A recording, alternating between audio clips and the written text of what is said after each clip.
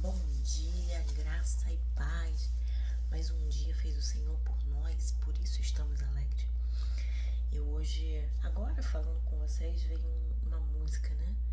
Da minha sobrinha que canta, né? Acredita, não desista, Deus está aqui para te ajudar. E ela canta essa música de forma tão linda. Eu vou gravar ela cantando e eu vou trazer pra vocês. Isso não vai ficar só pra mim, não. Mas é lindo demais. Ela gravou a letra direitinha dessa música. E eu só conheço essa música na voz da minha sobrinha. Eu não ouvi ela antes. Mas eu queria falar algo, né? Que uma criança pode curar um adulto. Uma criança pode trazer pra gente a oportunidade de revisitar a nossa vida. Por isso eu falo muito com os pais aqui. Não se defenda do seu filho. Seu filho não está contra você. Porque às vezes os pais entram num cabo de guerra da vida com os filhos porque eles estão se defendendo de algo que não é com o filho. São com seus limites internos. São com os desafios, talvez dores não curadas na infância, do passado, da adolescência, traumas com os pais. Mas não é sobre o filho. O filho veio depois. Mas a projeção, né? Freud já vai dizer isso, projeção. Projetei minhas necessidades, minhas dores para aquela pessoa. Se você se curar, sua geração será curada. Ontem nós falamos sobre isso, né? Como está o seu interior. Porque o texto era: o homem vê a aparência, Deus vê o interior. Mas Deus vê o seu interior e Ele quer te curar sem te lançar em rosto, tá vendo? Você não vive sem mim. Porque Deus, ele quer que a gente tenha essa consciência que sem Ele a gente não vive. Mas Ele não lança na nossa cara que é isso. Porque Ele tem prazer. É uma troca justa. Deus, Ele quer que eu e você cheguemos a Ele. Quando Adão e Eva pecaram, comeram do fruto que foi dito que não era para comer, Deus estava lá na viração do dia. Adão, vim encontrar com você. Quem se escondeu foi Adão, não foi Deus. Deus não falou assim: nunca mais quero saber desse povo chato que não cumpre as minhas regras. Teve consequência. Mas o tempo todo a Bíblia nos mostra um Deus que se preocupa em recomeços e reconexão. E Jesus é suficiente para nos dar recomeço e reconexão. Então se abra, tá bem? Acredite, qual de vocês, se quiser construir uma torre, não assenta e calcula o preço para ver se tem dinheiro suficiente para contemplá-la? Lucas 14, 28. Quem de nós, né, quando vamos fazer uma obra, não tem como passar o orçamento? Me passa o orçamento dos móveis planejados? Me passa o orçamento dos pisos? Quanto de piso eu vou ter? Assim, construir uma casa, quanto que é o serviço? Né? E às vezes a gente se assusta, porque a gente se preparou e o negócio vai andando. E você fala: meu Deus, eu achei que eu ia gastar isso, achei que ia gastar 2x, gastei 5x. Né? A obra, às vezes, tem isso mesmo. Mas aqui ele está dizendo isso. Quem é que não calcula? Quem é? Você precisa, às vezes, a nossa vida não dá errado porque Deus não está com a gente. Ela dá errado porque a gente é inconsequente. A gente não calcula a consequência daquilo que a gente quer viver. Acreditar não é fácil. É dizer simplesmente: você precisa acreditar. É suficiente para diversos obstáculos, pois diversos obstáculos impedem a fé de se desenvolver. Questões familiares, ilusão, falta de confiança, preconceito podem ser barreiras que buscam inviabilizar a fé das pessoas. Eu sofri muitos preconceitos. E é interessante que nesse congresso que eu tenho falado algumas coisas, né? E nesse falar, a pessoa fala assim pra mim, o que você quer? Eu falei, cara, pra mim tá tudo bem. Eu não quero nada, assim, tipo... mas você tem que dizer o que você quer. Eu falei, olha, a gente vai comer uma comida em comum e eu como tudo. Então eu não quero, tipo, sabe? Porque se eu for escolher a comida, eu sempre escolherei camarão. Mas eu já sei aonde eu como camarão. Eu vou sozinha comer o camarão. Eu tenho amigas que vão comer camarão comigo. Tá tudo bem pra mim. Ela disse, não é uma crença? Não, não é uma crença. É porque tá tudo bem. Se talvez em outro momento que eu não saía sozinha, que eu não andava sozinha, que eu não tinha amigas pra fazer aquilo que eu gosto de fazer, talvez fosse um problema. Mas hoje não é mais. Então, pra mim, quando eu digo que tá tudo bem, está tudo bem. Né? Igual a viúva lá do profeta. Cadê o teu filho? Não, tá tudo bem, tudo bem, tá tudo bem, tudo bem, tudo bem. Ela foi direto em quem ela conseguia resolver a questão dela. E ela chega diante do profeta, ela diz, eu não te pedi um filho. Você me deu um filho, agora ele é morto. E o profeta conversou com Deus lá, resolveu o problema dela e devolveu o filho vivo, tá entendendo? Só que isso que eu quero falar, que às vezes a gente tem que parar de ser murmurador e reclamão. Porque tá tudo bem. Nem tudo tá tudo bem. Quando não estiver bem, se resolve. Não acomoda, não.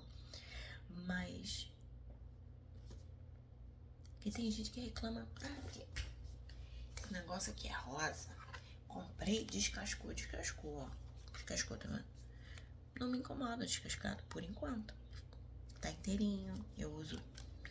mas tá descascado, tá bom, mas eu não tô obrigando você a usar o troço. Deixa aqui, ó, tá descascado, eu vou usar meu também. Quando eu uso 2 telefones, eu uso um. Não, mas tá descascado, cara. Mas tá funcionando. Segura o meu telefone, não deixa o telefone cair no chão. Tem gente que fica ali, ó. Não tá descascando, gente. E eu comprei outros mais caros, melhores, que não descascaram, mas que quebraram e me deixaram na mão. Esse não, esse tá tudo bem. A decisão de crer requer coragem, confiança e um conhecimento profundo de quem Deus é, de que Ele pode fazer, porque a fé se manifesta quando vamos além da zona de conforto. Pedro, um discípulo de Jesus, experimentou isso caminhando sobre as águas. Sua fé inicial permitiu que esse feito extraordinário, o feito extraordinário, mas ao olhar o vento contrário, quase afundou. Só que ele também clama, Jesus, me ajuda. Ó, estende a mão para mim.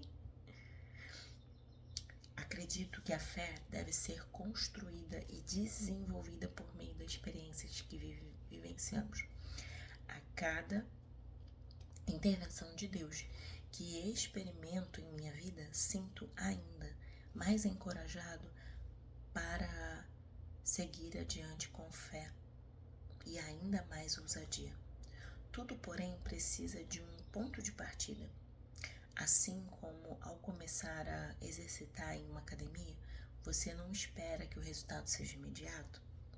Se você começar numa academia, por favor, não espere que o resultado seja imediato, tudo bem?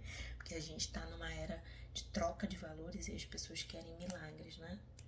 E não é verdade, é construção. Mas que ele irá aparecer meses após dedicação. Se eu malhar, daqui a meses eu vou estar vendo resultado. Com a fé não é diferente. Todos se apoiam, todos os grandes passos de fé que dei em minha vida se apoiaram em minha confiança em Deus. Pois ao ver que Ele já tinha feito por mim no passado, enxergava que o novo desafio seria apenas como dar mais um passo. E muito isso, tá? A gente começa dando passos de fé, a gente tem metas, coloca diante de Deus e a Bíblia fala, consagre ao Senhor todos os seus planos e sua vida será bem sucedida. Então eu fiz minhas metas, eu fiz meus planos. Na minha casa eu tenho um quadro da vida extraordinária. Eu fui lá e coloquei esse texto em cima. E eu oro ao Senhor, Senhor isso, Senhor aquilo, Senhor. Eu tenho respostas de oração ali. E Deus é bom porque Ele quer me atender e Ele também quer te atender. E tinha coisa que eu falava assim, ai meu Deus, ai eu vou botar mais. E aí orando, vendo, eu realizando.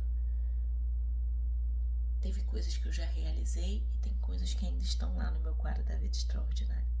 Então quero te motivar a ter metas e consagrá-las ao Senhor. E fazer coisas. Por exemplo, quando eu coloquei na minha lista lá, vida extraordinária, eu coloquei minha viagem para os Estados Unidos. Eu quero viajar para os Estados Unidos e eu não posso gastar todo o dinheiro que entra na minha conta. Tá entendendo?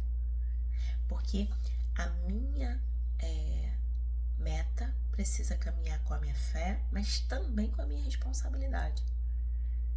Eu sou a responsável de viver aquilo que eu tô pedindo a Deus. Então não dá para tudo que entrar eu comer. Chiclete, como eu era criança eu fazia. Não dá. Ah, quero roupa, bolsa, sapato. Cara, você não tá com uma meta, então segura a tua onda. Segura. No tempo certo. E talvez você precisa perguntar, eu realmente preciso de mais essa bolsa, mais esse óculos, mais essa...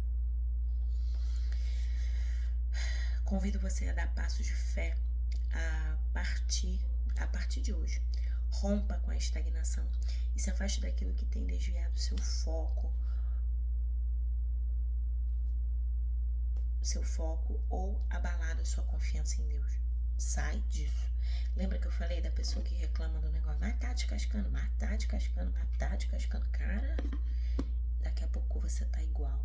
Porque nós temos uma coisinha chamada neurônio espelho. E a gente espelha os comportamentos, a reclamação, a vida feliz, uma pessoa com fé. A gente espelha tudo isso e constrói essa imagem pra gente. Avalia bem com quem você tá andando, se essa pessoa está compatível com a imagem que você quer construir, tá bem? Convido você a dar passos de fé hoje.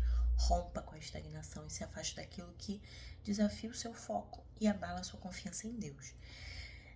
Lembre-se de que tudo aquilo que o Pai já fez por você e ancore sua esperança na fidelidade de Deus. Dê passos de fé e veja o mar se abrir diante de você. Olha aqui. É muito importante a gente ter esperança.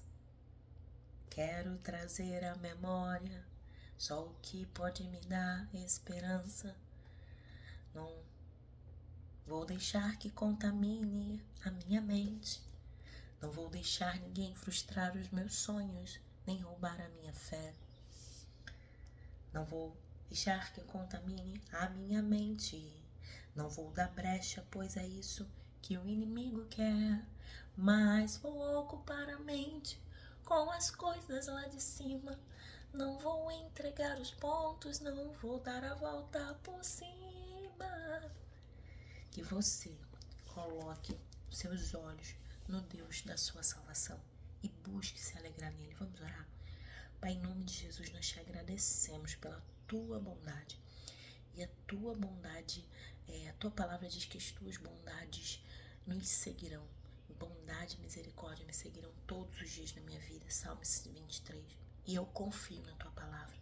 Nós confiamos na tua palavra. Pedimos ao Senhor que o Senhor preencha o nosso ser com o teu poder e encha a nossa vida com a tua alegria e com a tua paz.